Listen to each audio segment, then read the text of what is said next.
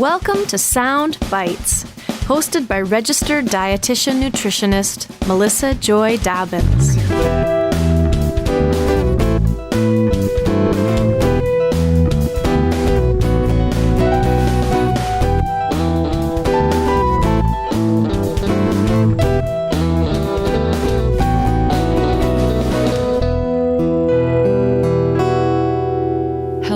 Welcome to the Sound Bites podcast. I'm your host, Melissa Joy Dobbins, a registered dietitian nutritionist.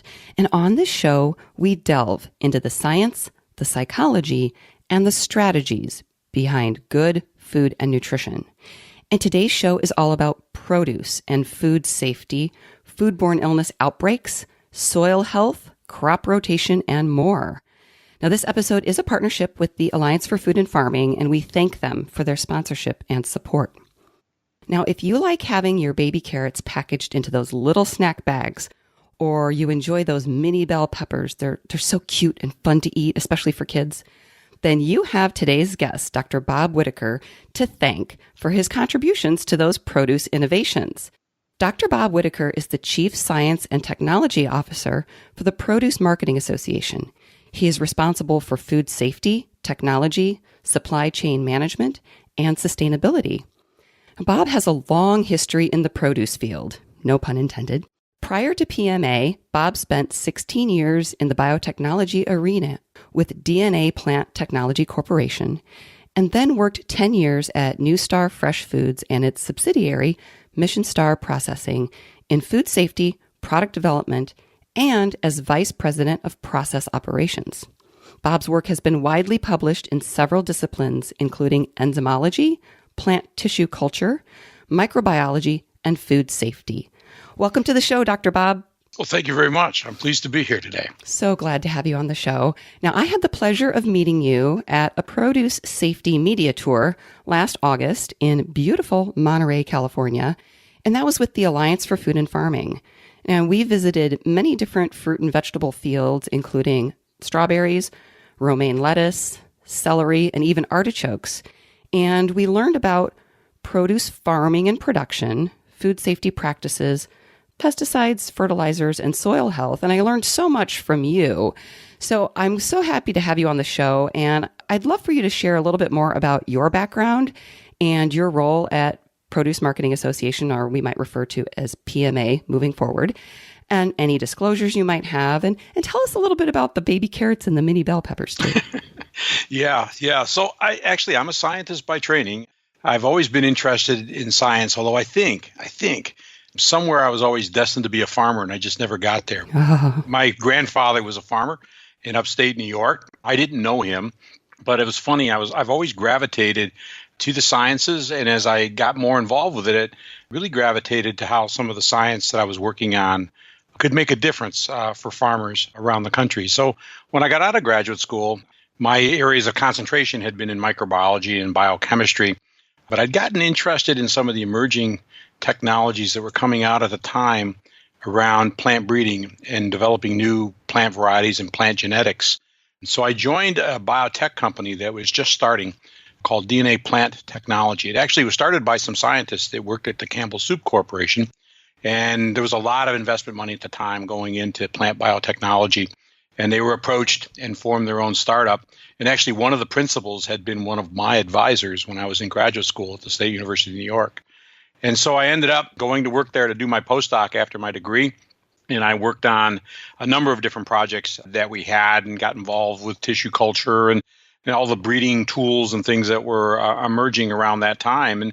And we were indeed, I think, one of the first companies to cut vegetables into a bag. There were a product called Veggie Snacks. It was cut carrots sticks and celery sticks in a bag, and we sold them out to people like McDonald's and American Airlines and Amtrak and a number of other places like that. The problem is we didn't know a heck of a lot about farming, and we knew even less about how to run a snack food company. So we did some amazing work there in biotech, and later on, actually acquired a biotech company out in Berkeley, which brought me to California. Got more heavily involved in some of the genetics and what became known as genetic engineering. We really were a powerhouse in terms of developing new technologies, a really strong patent portfolio, and eventually became acquired by another large seed company, Seminus Seed. But part of that process was when I was in biotech, we bought and put together basically a produce company called Fresh World Farms that do these snacking vegetables, but to also sell tomatoes and peppers and melons and other types of product into the marketplace. And we had greenhouse production, we had repacking operations, as well as developing the varieties and working with growers around the country to produce it. And it's at that time that I just became enthralled with the produce industry, and that natural kind of connection I think I had all along to farming really took over, and I enjoyed doing the work. By then I'd become vice president of research for the biotech company and also become later on vice president of product development for them. So that when we were bought out for our patent portfolio, I stayed with some of the produce people as they had left and gone out to form a produce company in Salinas, California called NewStar Fresh Foods. And I went out there to basically do product development for them, get away from running laboratories and managing lots of scientists and things, and to do food safety, which was just becoming really important. This is in the very late 90s. And that's how I got to the produce industry. And I worked at NewStar for about 10 years. And I think, as you said, over time, I got right back into managing people again, as it turns out, and ended up helping them build a couple of new processing plants while we were there and expand some of our product lines, and really got immersed in the produce safety activities that were going on in our industry. It was a really volatile time for that, and being one of the only, trained scientists that was in the industry, living in the kind of the center of the produce world, if you will, in Salinas, got involved in a lot of industry-wide issues that eventually led me to the trade association after the 2006 crisis involving spinach that some might recall, and E. coli, the Produce Marketing Association, which is the largest trade association representing the produce industry supply chain, found that they really didn't have the scientific expertise and didn't have the kind of personnel that were needed to help their members, get through those kinds of crises and understand what was happening, be able to work with public health officials and work with various scientists to find better answers to some of the problems they were facing. So they created the first chief science officer job, which I've now been in since 2008. I don't think most people realize how long a history biotechnology and produce crop farming have this long relationship. You mentioned the food safety kind of coming to light really in the late 90s. And, I don't want to kind of put you on the spot as far as dating yourself, but I mean, when you started your first job, what years are we talking here? Yeah, well, I got my PhD in 1982. So I'm old. Let's just get that right out of the way right now. You're experienced. I'm experienced, right. But what was interesting there is when I was in graduate school, the work I was doing was in bacteria and looking at different mechanisms actually for how bacteria produce amino acids, which are essential parts of protein production and an important part of our lives. But while I was there, a young professor came in. His name was David Evans. And David was one of the pioneers. He had learned how to take plant cells and to essentially digest them away and separate them out and then fuse them together, create different new genetic combinations with them. And of course, also open up the opportunities to be able to put new DNA in those cells. And so it was very much in its infancy at that time. Very much this whole idea of being able to regenerate plants and clone plants was very, very new. And I was just enthralled with it. But I was so far along in my own research, and, my projects were going well. We were very productive. I was on my way towards graduation, but I really was very much interested in that area of technology. So I started dabbling around with it. I watched what he was doing. He was very, very helpful to me. He actually left and went to Campbell Soup and then subsequently formed DNA Plant Technology with an old mentor of his. And so when I graduated a couple of years later, about a year later, with my PhD, one of the postdoc offers I had was to go down and join this biotech company. And so that's how I ended up there, really. It was just a fascination with the new technologies that were exploding at the time. I mean, over the course of the next decade, the things we could do with plants and the projects that I got to work on with Fortune 500 companies that were coming to us saying, we've got a problem with this crop or that crop. They want to increase the antioxidant contents in things like rosemary and sage, or we want to produce chemicals in tobacco that were being sourced from whales and were no longer something people wanted to do from an environmental perspective. Turns out that tobacco produces many of the same chemicals that are used in things like aromas and flavors and fragrances. And we could get tobacco to produce those things naturally just by how we farmed them and how we selected for varieties that would overproduce those chemicals. Of course, the carrot and celery work I did, I got to work with a lot of really talented people that were working on things like mini peppers and high solids tomatoes, and some of the go forward on those. We developed very high color, high flavor tomato varieties with longer shelf life that were all in the newspapers back in the late 80s and early 90s. Did a lot of work in those areas as well. Seedless melons and mini melons and all kinds of different things that have came out of that work. We were a little bit ahead of our time. I see those things in the produce markets today, and I know where the genesis of that was. I mean, a lot of that was in those little laboratories that we had at DNA Plant Technology and other biotech companies that were scattered throughout the country at the time. Mm-hmm. And they're only now kind of getting the consumer following that they deserved, I think. It takes a long time from seed to shelf, so to speak, mm-hmm. and to get that consumer acceptance. And, something like a seedless watermelon, which is conventional breeding, not mm-hmm. genetic engineering. Right. It's like, that's got a real tangible benefit to the consumer. Whereas a lot of the biotechnology is, at the farm level where, maybe the consumer doesn't see that direct benefit, but the farmer does. Sure. So let's talk about, you've seen so much of an evolution throughout your career and, kind of focusing more on food safety and foodborne illness. Now, I did an interview, it was episode number 97 on produce and pesticides in perspective with Teresa Thorne, who's the executive director of the Alliance for Food and Farming. I know you know Teresa. Sure. For our listeners, that's a nonprofit organization comprised of both organic and conventional farmers. And in that interview, we clarified the difference between outbreaks and recalls. And I think that's probably a good place to start before we talk about some of the myths about produce and food safety and foodborne illness outbreaks. So can you explain the difference? Because I think those terms get used either interchangeably or we don't, as a consumer, we aren't always thinking about the distinction between the two. Sure. Well, recalls, I know most people don't see it. But if you look at the different alerts and things that came out from various states and the federal government and other places, there's recalls going on all the time for all kinds of products all over the world. And generally products are recalled because there's something that has been deemed as there's a risk that it could be deleterious to public health. So you see recalls for mislabeling for people that might have allergies. That's really important, right? So you'll see if there's something that's been labeled, but it doesn't have the label that said it might contain, say, nuts or something of that nature, there'll be a recall. Sometimes you'll see recalls if there might be some ground plastic or things like that might have gotten into a batch of product, maybe dog food or something of that nature. You'll see recalls.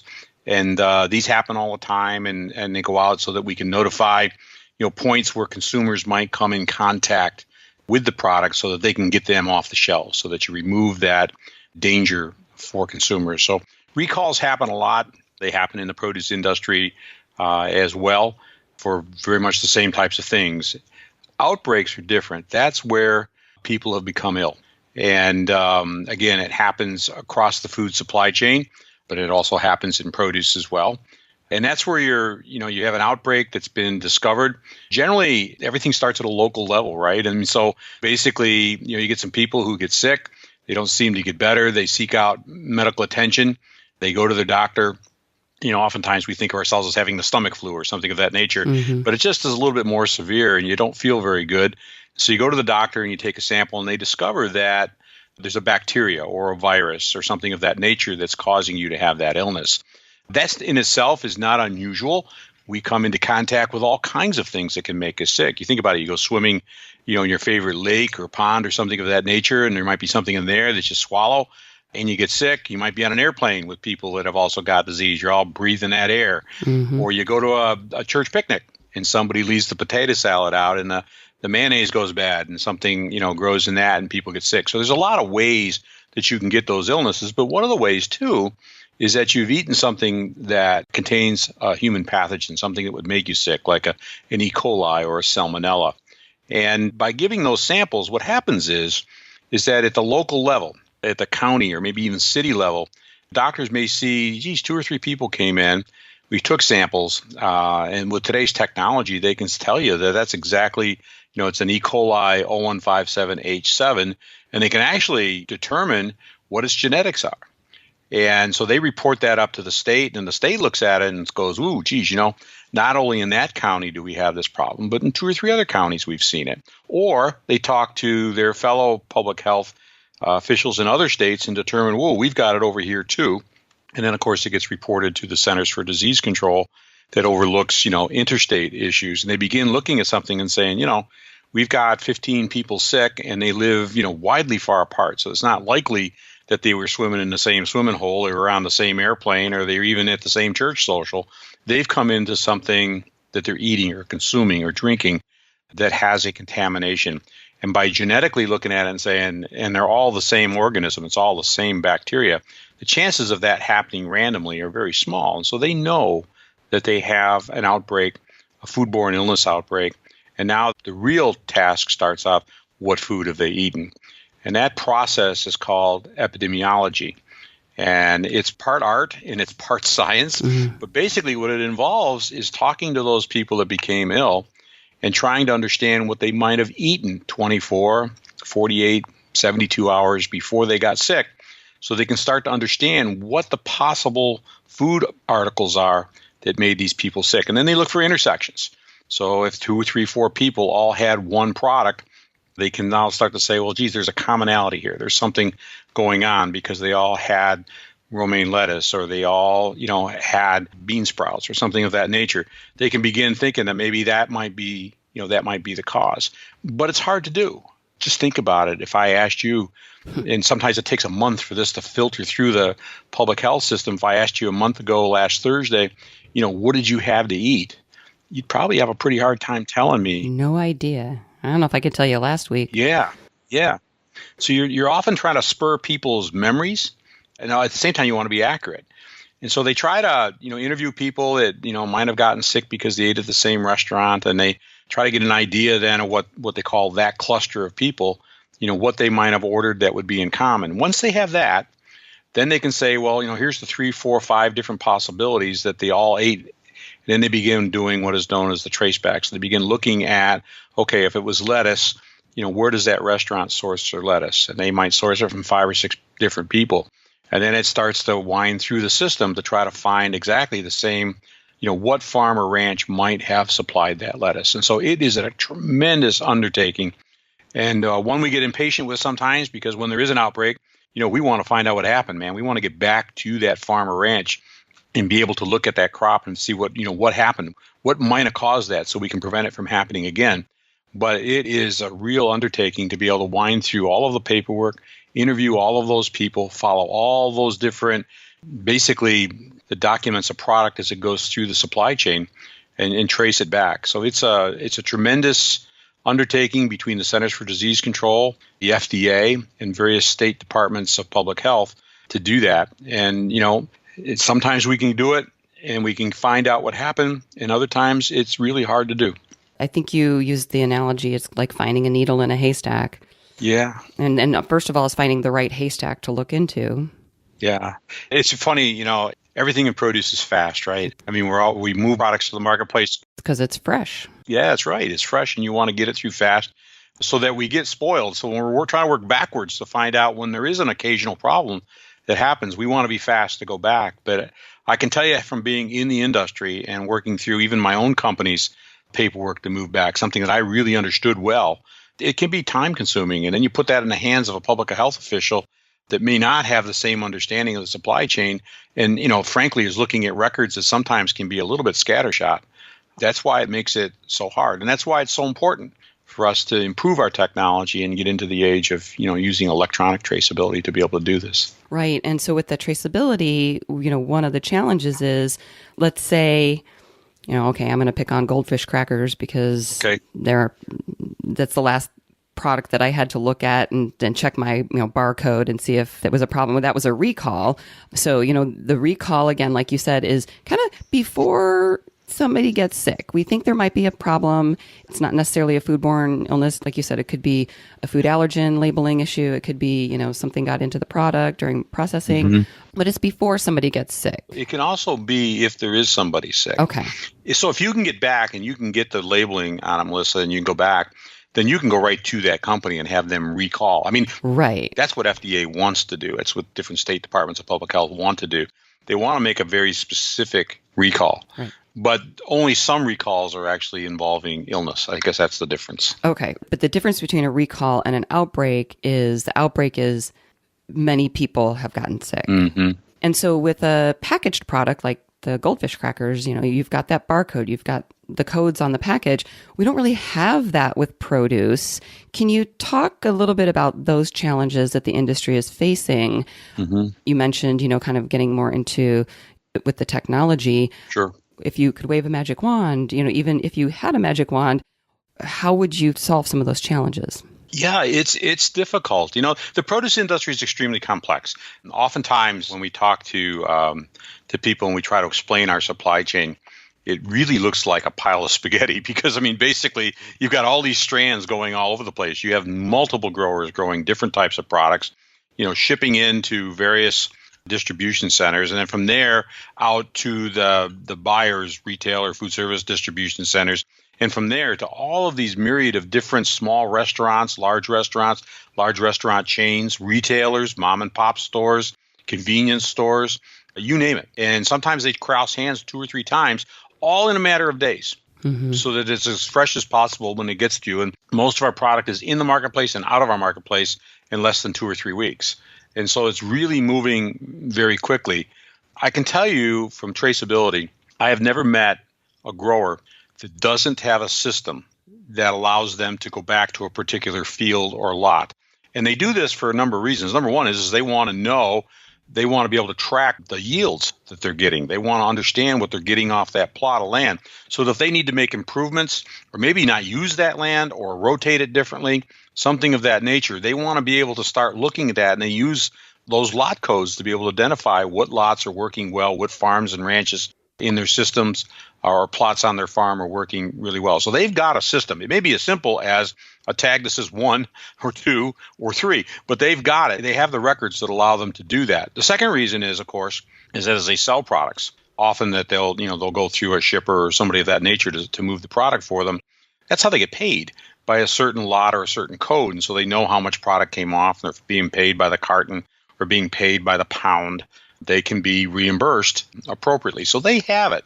The problem is that once it leaves their facility, whatever coding system they use doesn't mean anything to the person receiving it because they're all different. There's no, if you will, common language for them to look at. When I was in the industry, I had a wonderful lotting system. I could tell you which farm, which ranch, which day. I could even tell you the fields, the lot numbers. When it came into our facility and we made it into a salad, I could tell you which line it went over and what time. I could tell you when it was done, when it was cooled, and when it was shipped. Great system. The problem was that once it left my company and went on to, say, a food service distribution center, they didn't know what my lots meant because they had 5 other guys just like me using 5 other codes and 5 other systems. And so oftentimes they would then put their own code number on it. Then it would go out to the back of a distribution center for, let's say, a chain restaurant system. And they would get that in, and they're being supplied by 4 or 5 different distribution centers. And so, again, now you get this jumbling of lots, and by the time it ends up in the back of a restaurant, the chances that anybody would ever be able to trace that back to a ranch became really an exercise in paperwork. Very tedious, very hard to do. And time-consuming. Yeah, it's amazing. So what we're trying to do, and what we've been trying to do, is put together a common language. And you'll hear something called the Produce Traceability Initiative, or PTI, which was started about a decade ago. And what it does is it relies on global standards. So a global standard, a set of barcodes, if you will, where a position identifies who the grower is. The next positions identify what the lot number is. The next set of positions identify what the harvest date was. And then there's a bunch of open places where you could put other information on it if you wanted to. But what that does is it gives everybody a common language. So no matter where that product goes, you can scan that in with a barcode scanner, and out comes that information that'll tell you exactly those pieces of information. So no matter if you're 3 distribution centers away, that GTIN number, that identification, the grower number, is assigned only to that grower.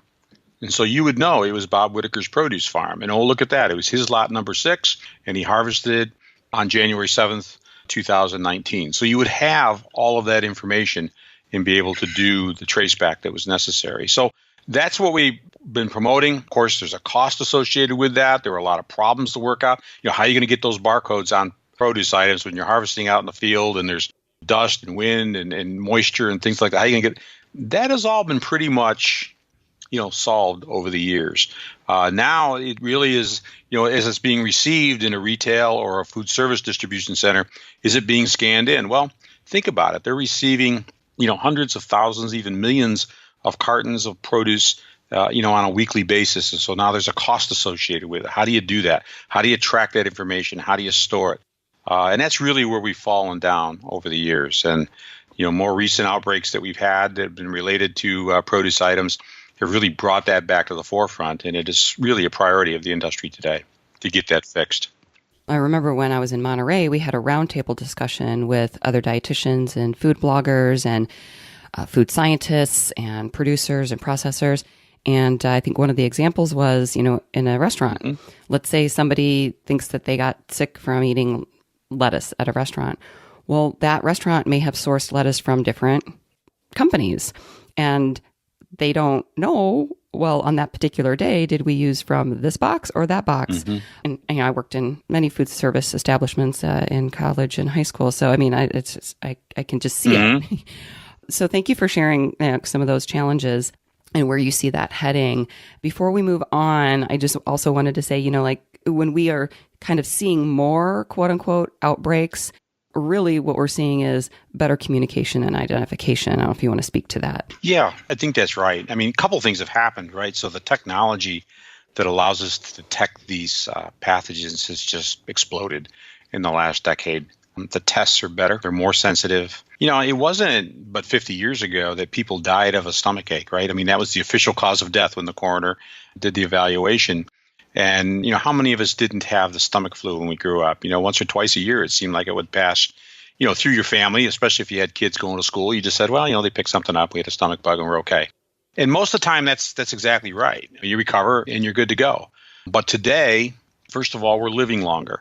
So we have a lot of people, younger and older that have perhaps not as efficient immune systems as maybe a prime age adult that is that's really healthy. So you've got people on the extremes of the population distribution. You've got these organisms that are out there. They're part of our environment. They can make their way onto food, especially fresh food that is not cooked or not processed in any way that would kill the organisms. And then we have these tools that allow us to be able to identify what these organisms are in a matter of a few hours, if not a few days. And so we're much more cognizant of what's going on with our food, with our supply chains. And so what used to have just been the stomach flu is today foodborne illness. Mm-hmm. And I think the other piece of this that is part and parcel with this whole increased awareness is the internet. Frankly, state and local health departments can share on a national level with CDC their information. So if they have a bunch of people sick, as I described earlier, and they all have the same genetic fingerprint, that can be transmitted electronically to the CDC, who now sits there and looks at it and says, oh, geez, it's not only the state of Texas that's having this problem, but look, California's got it, New York State has got it, Colorado's got it. So what we've got is a national outbreak here. So the information sharing capability, the data sharing capability is tremendously more advanced than it was even 20 years ago. And so you see the various systems like the CDC system for PulseNet, and now reliant more on the genetic technologies, the FDA and CDC system called Gene Tracker. They can track these organisms around the country, and they can determine when they have outbreaks. And so it gives us clarity around a situation that before we just had no way of understanding. Great. Yeah, so I think that's one of the common myths is that people are like, well, there's so many more recalls and outbreaks. What are some other myths that you think are pretty common about produce and food safety or perhaps foodborne illness outbreaks? One thing that's really important to understand is, look, produce is extremely healthy to consume. And in fact, almost every time we have an incident that, makes national headlines, you'll see FDA and CDC encourage the consumption of fresh fruits and vegetables. It's the most healthiest food you can get. So while we have had problems You think about it in terms of the consumption of this product around the world and the relatively few times that we've had these issues. So I think that's an important thing to understand. Number two is that I think is important is that there are a lot of companies out there that are really preoccupied or prioritizing the safety of their products. They're investing in technology. They're investing in people. They're investing in better processes. And one thing that's important is that the around the world or the around the country commerce of produce is not something that's particularly old, right? I mean, produce was something that was kind of produced locally. And as we grew up and grew a taste for these products and we wanted to pursue healthier lifestyles, we wanted these things to be available year round. We wanted these things to be available. We wanted to be fresh. We don't want them to be processed. And so basically, we've got a very rapidly evolving industry. We think of bag salads today and some of the bag products that we see with cuts, fruits, and vegetables. I mean, we didn't have these up until the late 90s, late 1980s and early 1990s when these first started to come into the marketplace. And of course, we've seen it explode. We want convenience. We want healthy food available to us. We want things that taste good. And so you've got a very dynamic system, and we see that changing again now, where people don't want to just rely on going to the grocery store to buy these things or a restaurant to get these things. We want to do it through e-commerce and things of that nature, delivery to our own homes. And so every time you do that, it puts a different wrinkle, I guess, if you will, in the food safety world. And we have to catch up with that and make sure that the products that we're delivering are as safe as they can be every day. So you see a very rapidly evolving situation. If there is a myth out there, it might be that the industry is not paying attention to this. And believe me, they are. There's a lot of people that are working really hard and made a lot of investments in this area. We see the emergence of things like the Center for Produce Safety to develop some of the technology and some of the science we need to do a better job in creating risk and science-based food safety programs out there for our products. And so it's a real important aspect of our industry, this prioritization we've had around produce safety over, say, the last 2 decades. Yeah, and not only is it a priority, but it was impressed upon me when I was in Monterey. You explained how and why everyone in that production process contributes to the food safety measures, from the workers in the field to the processors to the grocery store to the consumers bringing the product home. So can you speak to that a little bit? Sure. I mean, there's nothing particularly unusual about a farmer's field or a packing house or a processing plant.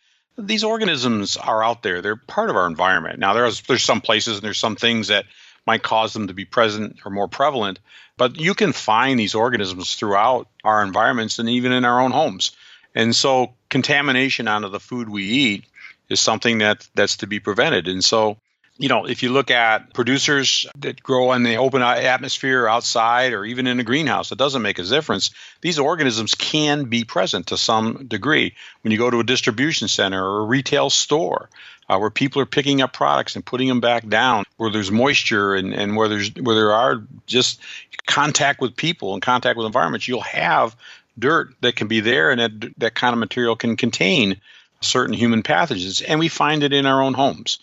We know, and we've learned about cutting boards and things of that nature, about keeping our refrigerators cool to inhibit the growth of these microorganisms. So we all have a role to play. We often say that food safety is a supply chain responsibility, and it absolutely is. We may try to trace things back to a farm, but that's only because that's the starting place, right? That's the place where it's most exposed. But as it moves through the supply chain, keeping good temperature control, making sure that our wash systems and process systems are all operating properly, that we don't let any outside contamination get on the product after we've put it in a box and sent it out our door. Those are all important roles that the trucking companies, the distribution centers, the retailers, the back of restaurants all have to participate in. The hygiene of the people that are working, washing our hands and making sure that we wear clean clothes, and all of those things, every time produce is touched, is really extremely important, so that by the time the consumer buys it, we haven't compromised the safety of the product in any way. So it really is a shared responsibility. And really, that's why a trade association like the Produce Marketing Association, where I work, that's why they hire somebody like me. Our members are the growers and the shippers and the packers and the processors. They are the retailers and the restaurant owners and the food service operators. And so our message on food safety and the precautions that need to be taken are aimed at the supply chain, not just any one sector of that supply chain. Yeah, it's very collaborative. It was really great to see that, and it makes perfect And sense. you saw that, Melissa, when you were around part of the discussions, right? We had people from each piece of the supply chain there, and every one of them took it very seriously. They're all talking to each other, and yeah, they're cognizant of every step along the way and working together. It was really neat. One of the interesting things that I learned, and we're going to talk about leafy greens and the standards for leafy greens and the Food Safety Modernization Act. But one of the things that you had mentioned was that in some cases with these outbreaks, like for example, E. coli, wasn't actually found in the produce or the product itself. It was found in the water on the produce. So it's very complex. Maybe this is a good transition into when we're talking about, you brought up the 2006 spinach outbreak, and we know that there have been a few romaine lettuce outbreaks. Maybe you can talk a little bit about what happened or what was learned in that process, and also the Food Safety Modernization Act and the standards for leafy greens. When you have an outbreak of some kind and it's being investigated, what you really want to get is what they call the Holy Trinity, right? So you would like to be able to, the person has a sample taken and you find that organism. And then you would like to find, the food product that organism is in, and you can isolate the organism from the food. So you've got it in the food, you've got it in a person that they consumed, and then you can go back to a farm or a processing plant or even a retail store and do environmental swabbing or environmental testing and find the organism there. So you've got it in three places. You got it where the food originated, you got it in the food, and you've got it in the person. When you've got that, you've got, the best of all worlds in terms of your investigation. Problem is that doesn't happen very often. And sometimes you only get one of those things. And in more recent times, that's kind of, what we've seen. So, you mentioned the issues with romaine. Certainly they had it in the people that were ill, but we really didn't have it in the product. In fact, because of the lack of traceability, we really couldn't get back to a particular farm or ranch. And so it was really hard to be able to do any kind of real investigation. It was several months later when, for instance, in the first outbreak that they had down in the winter growing areas in the southern part of the United States, out west, they found it in canal water. What was probably 4 or 5 months after any contamination event would have had to have occurred to get on the product.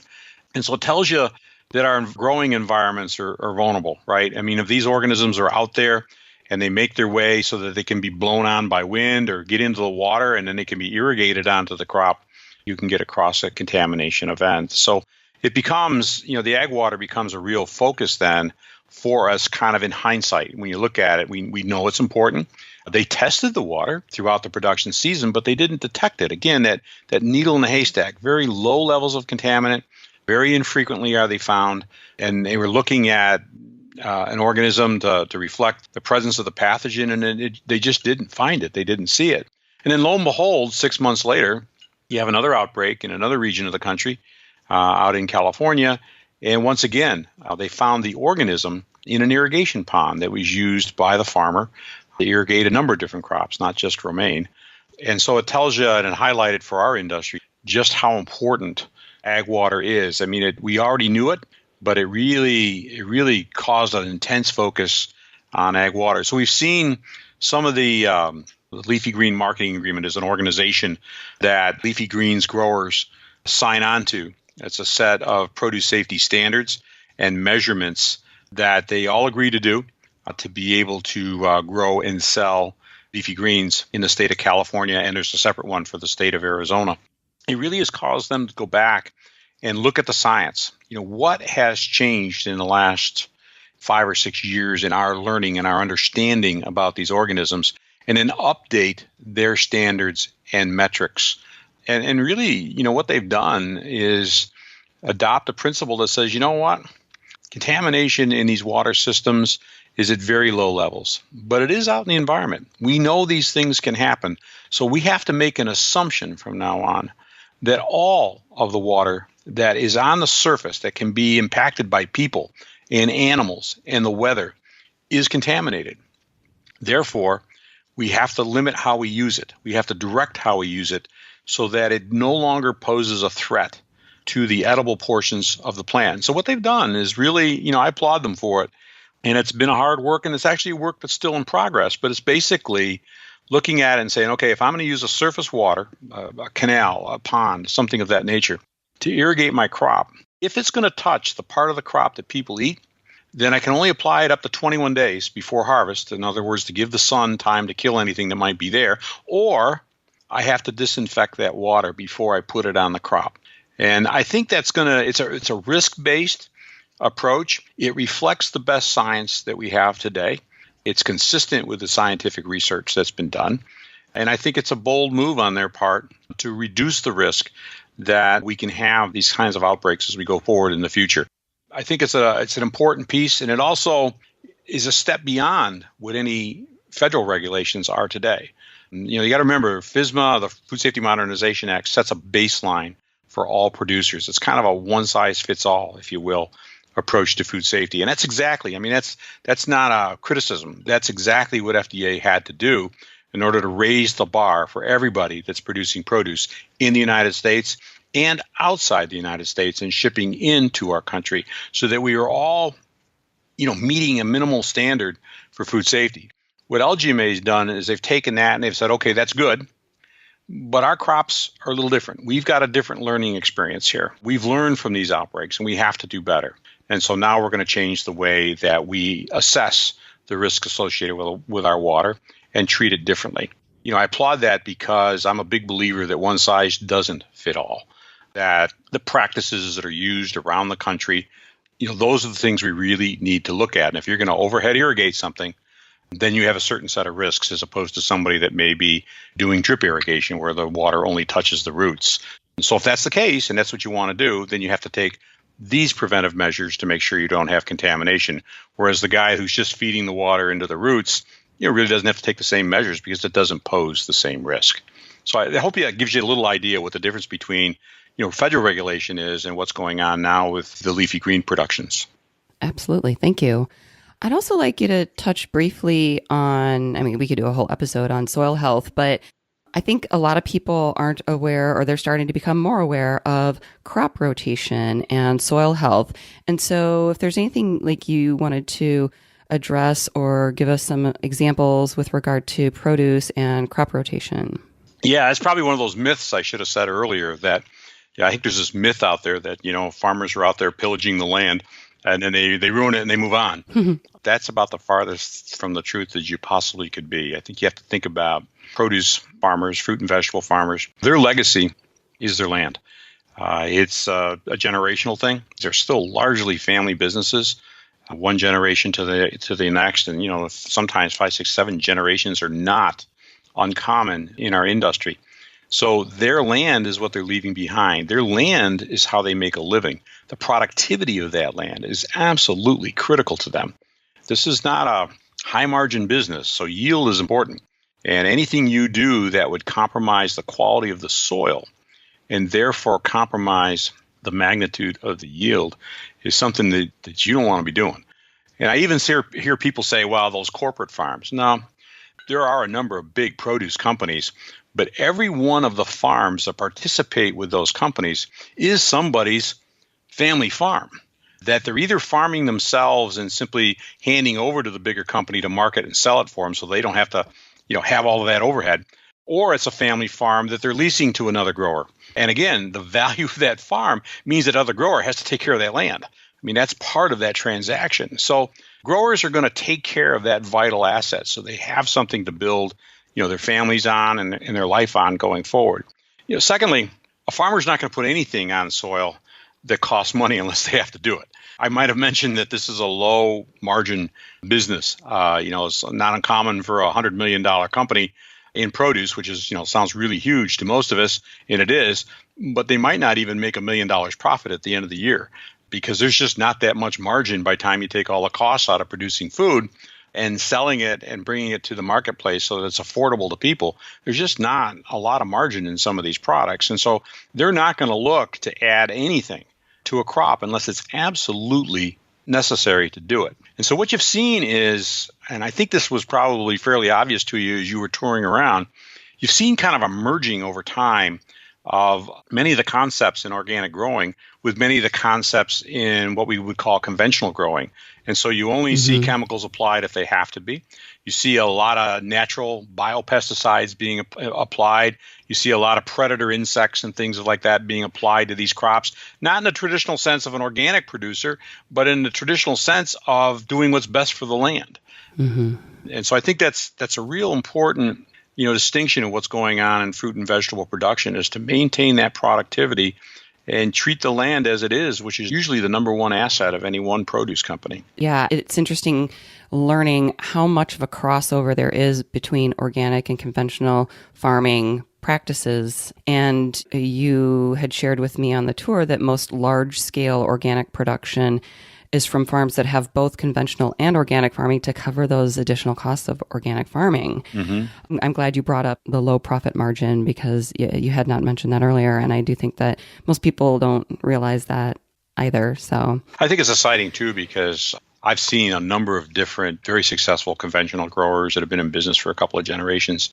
And there was a market demand for organics. So they began looking at it, and they began trying to figure out how to do it. And boy, they suffered through it for 3, 4, 5 years, trying to figure out how to match the same quality and the same yields they were getting off of their conventional farms. And I think it's a credit to the innovative nature, I think, of growers, that they've been able to do it. I mean, there's some conventional growers of pretty good size that do very good jobs now with organic production. So they can offer both types of options to the consumers. And at the end of the day, we just want consumers to eat more produce, right? Right. If they have a preference for organic, then geez, so be it. That's great. And if they can, use conventional products as well, and they're comfortable with that, then that's great too. I mean, just as long as they're consuming produce so they can have a healthier life, that's what's most important to us. Absolutely. Yeah. And I thought it was also interesting that you shared that 25 years ago, retailers were marketing cleaner produce. This clean eating isn't something necessarily new.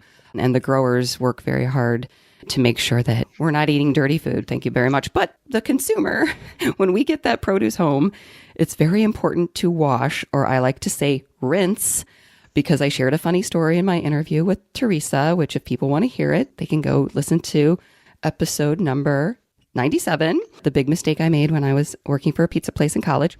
And so you want to rinse your produce. Now I'm going to have to go listen to this. Yeah, you are. It's quite embarrassing. I might have shared it at the meeting. But yeah, so it's really important to rinse all produce, regardless of organic, conventional, any type of produce. We want to rinse it at home. Maybe it got dropped on the floor at the supermarket. Some kid came by and touched it. Who knows where, their hands have been. So that's also, that's our job, and proper hand washing at home, of course, as well. Was there anything else, any consumer insights, or some of my listeners are health professionals and dietitians, and we do communicate about food and nutrition. So would there be any communications, learnings, or best practices you would want to share? I think it's important that we have a balanced diet. I think produce has to be part of that.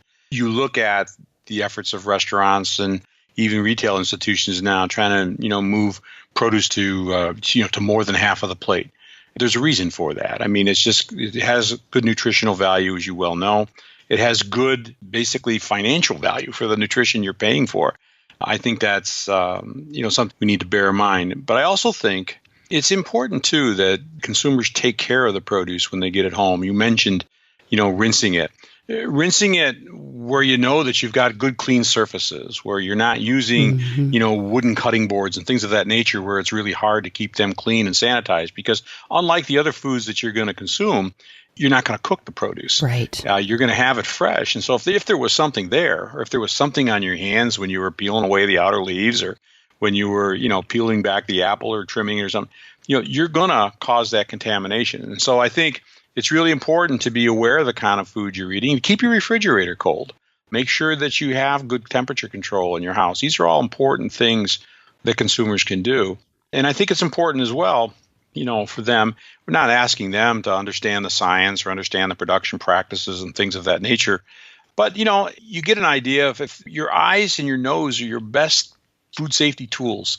And I know that sounds kind of strange to say from a scientist, but the truth of the matter is, if it doesn't look good, and if it looks spoiled, then it probably is. And if it's spoiled, that means that there's going to be nutrients that are going to be leaking out of that vegetable or that fruit.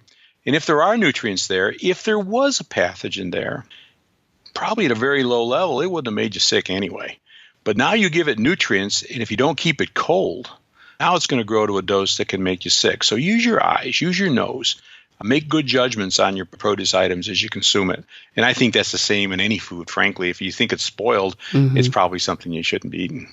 Yeah, and I want to put a finer point on a couple of things that you said. First of all, when we could have a perfectly clean piece of produce and make it dirty by washing it improperly or putting it on a dirty surface, or going over to our phone or iPad to check on the recipe that we're making and then going back and touching that produce that, as you said, is not going to be cooked. So it's a higher risk there. And when food is spoiled, there's this big food waste movement now, and I'm a huge proponent of trying to use up fresh produce before it goes bad and kind of push the envelope sometimes. But, we do need to be really careful when the food is starting to spoil that, yes, it could make us sick. But likewise, a food could perfectly smell great and taste great and could still have a foodborne pathogen that we can't really ward against. But this is my other little, when that produce is starting to go bad, maybe think about composting, because I think I'm going to start doing that. My son has been trying to get me to do that. Well, you think about it. That's essentially what growers do too, right? Right. So, if you drive by any place that's got, production of fresh fruits and vegetables, you'll see the fields where they're basically plowing it back into the fields. I mean, they're basically plowing that back into the fields to take advantage of the nutrients that are there, to aerate the soil. So they use what appears to be waste sometimes to some people as a way to actually create better soil health. Oh, I'm glad you brought that up, because that was also an exciting thing that we saw when I was in Monterey. Instead of the parts of the produce that aren't pretty enough, or they're not the parts that we eat, so they don't go on to the distribution centers and the retailers and the restaurants, that they do use that and put that back into the soil. Well, thank you, Dr. Bob. In wrapping up, is there anything else that you wanted to share? Anything that you're working on? Yeah, thank you. Something I've been really spending probably the better part of the last year on is something that's near and dear to my heart. I've always considered myself in this role more of an educator than anything else. And it's become apparent to me as I look out over the industry that there's a real need for, education and training. Food safety is dominated by what you need to do. And you can find checklists for different audits, and you can find checklists that you have to go through if you're going to supply, particular retailers or food service companies. But what I really wanted to do, and what PMA has really enabled to be done, is to not only talk about what needs to be done, but why it's done. What's the science behind it in a level that people can understand? Because one thing I learned early in my career was that if you've got a group of workers and you tell them what they need to do, they'll do it. And after a period of time, it'll get a little sloppy. And if you're not around, then you probably can't count on them doing it exactly the way you wanted it to do. But if you tell them why it needs to be done, that's a different game, because now they're part of it. They're a partner. They understand why what they're doing is so important. And I think that's really a key thing when you talk about produce safety, because when you talk to a worker about why it's important they wash their hands and why it's important they wear the protective gear that we give them, it makes more sense. I mean, they know what it is, but now you tell them why, that, they could possibly contaminate that food. And you talk to them about being a consumer themselves. And you talk to them about their favorite aunt or uncle, or maybe the niece or nephew, or their own son or daughter. Those are the people that are most vulnerable to food safety illnesses. And so now they not only know what to do, but they know why it's important to do it. And now you don't have to be there to make sure they're going to do it, because they can see themselves. It's relatable to their everyday lives. And so I've been working on a food safety training and education platform that is basically an electronic platform. So you don't have to travel, get in an airplane, travel to get, education, be away from your job for 2 or 3 days.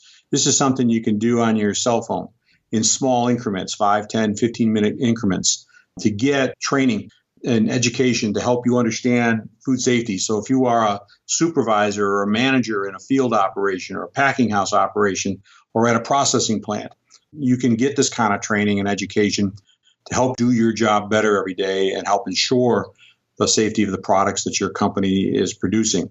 And you can earn a certificate in doing that you've mastered this content, that you understand what it is. And so it's an achievement for the employee, and it raises their professional status. It's also an achievement for the company that sponsors this, because they can talk to their customers about how important it is to them and how, a large percentage of their supervisors and managers have gone through this kind of education and training. So I'm real excited about it, and we'll be coming out with it this fall. Preliminary discussions I've had with a lot of our members around the country, they're excited about it too. It's part of the commitment that this industry is making to produce safety, and I think it'll be, that piece, along with the research we've done, along with the commitment to improving our practices. Educating our employees is also an important priority for us, and I think, this tool will help in that fashion. Absolutely. And that education and really investment in those employees and those workers, as you know, produce is primarily hand planted, weeded, harvested. There's not a lot of machines going there. And it's hard work. Yes, it is. It's backbreaking work. And clean hands are a must. And so, yeah, I love the why factor. And I'm sure that that's very effective. So people can find more information about the topics that we've covered on the Produce Marketing Association website, pma.com. That's really kind of geared more towards industry. But there's also the Alliance for Food and Farming website, which is safefruitsandveggies.com. You can follow PMA on Twitter at PMA and Alliance for Food and Farming on Twitter at Safe Produce. And people can connect with you on LinkedIn. I'll put that link in my show notes at soundbitesrd.com. Okay. Well, thank you so much for your time, Dr. Bob. It was an absolute pleasure meeting you and learning from you and having you on the show. It's my pleasure, Melissa. I enjoyed being here, and I hope it helps your listeners get a better insight into the produce industry. Absolutely. And for everybody listening, as always, enjoy your food with health in mind and lots of extra produce. Till next time. For more information, visit soundbitesrd.com. Music by Dave Burke.